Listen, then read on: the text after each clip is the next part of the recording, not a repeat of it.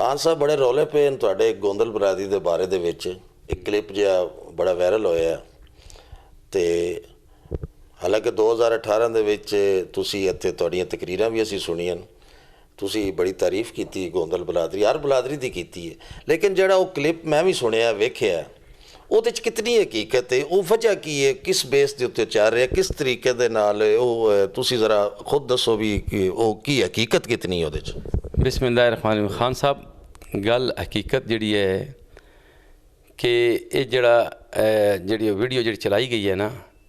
ये तुहानूं दसना चाहता कि मैं जिसले टिकट मिलिया तकरीबन 3 या 4 दिन तो बाद 5-6 दिन तो बाद ये साढ़े बुजुर्ग सियासतदान नज़र मोहम्मद गोंदल साहब ने ये वीडियो हर बंदे ने सुनी है। ਉਹਦੇ ਵਿੱਚ गोंदल साहब ने क्या किया है कि वो जिस तरह लैंग्वेज जो इस्तेमाल कर रहा है, मेरे बारे पट खान साहब के बारे में लैंग्वेज इस्तेमाल कर रहा है कि ये बंदा जड़ा है, बल्कि मैं उस लैंग्वेज में मैं समझदा कि यह वजह गोंदल साहब नहीं इस्तेमाल करने चाहिए। माशाअल्लाह साढ़े हल्के के मिनिस्टर भी रहे और MNA भी रहे साढ़े ते और सियासी घराना तलक भी रखते हैं, लेकिन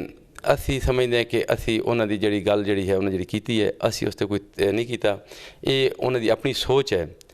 बाकी रही गल मैं तो जिस दिन ये तकरीर कर रहा सा, मेरी उस तकरीर दूजी तकरीर में वेखो ना कि उस तो पहले जी तकरीर मैं गल कर रहा, मैं उस दिन तारीफ़ की है कि जितने गोंदल बरादरान गोंदल खानदान इन्होंने मेरी हमायत की और इन्होंने मैंने सपोर्ट की सी।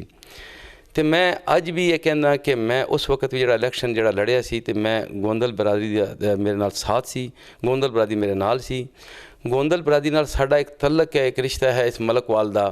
कि साडा गोंदल बरादरान नाल हर लिहाज नाल मरना जीना साडी खुशी गमी इन्हां दे नाल है, साडा सियासत इन्हां दे नाल है। और बाकी जी है रही गल जो उस दिन मैं जो गोंदल की गल गोंदल के बरादरी नाल गल की थी, उस सिर्फ मेरा मखसूस वो जो नज़र मोहम्मद गोंदल साहब ने जी गल की सी, मेरा मखसूस इशारा उन्हां दे हाल सी कि वो उस वक्त अजे तक भी वो बाद दे विच भी वो अजे उत्थे उम्मीद लाई बैठे सन कि सानू टिकट मिलना है। असी कहने अल्लाह ताला उन्होंने टिकट इमरान खान साहब और देन इमरान अगर इमरान खान ने उन्होंने टिकट दिता तो असी भरपूर नज़र मोहम्मद गोंदल की भी हमायत करेंगे,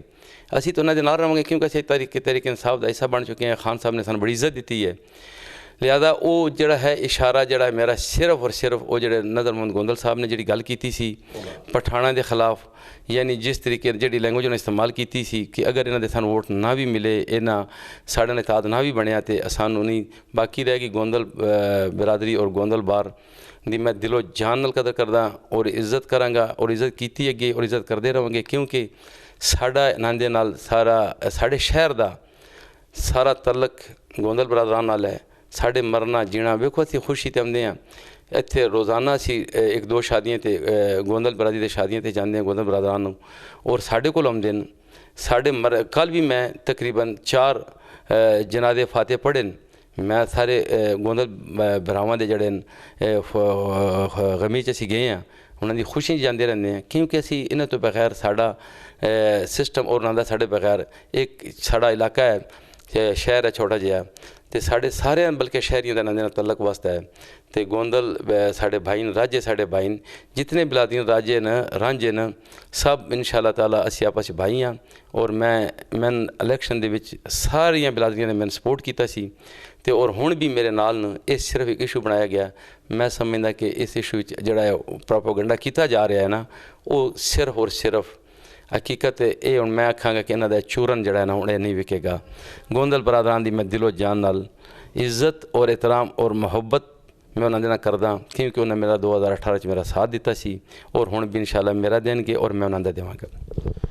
अच्छा जी, ये जो इशू बना हुआ था कितने दिनों का है, इसके बारे में आज हमने कमर खान साहब से बात की। उनका ये कहना था कि जो मैसेज वायरल हुआ था अपना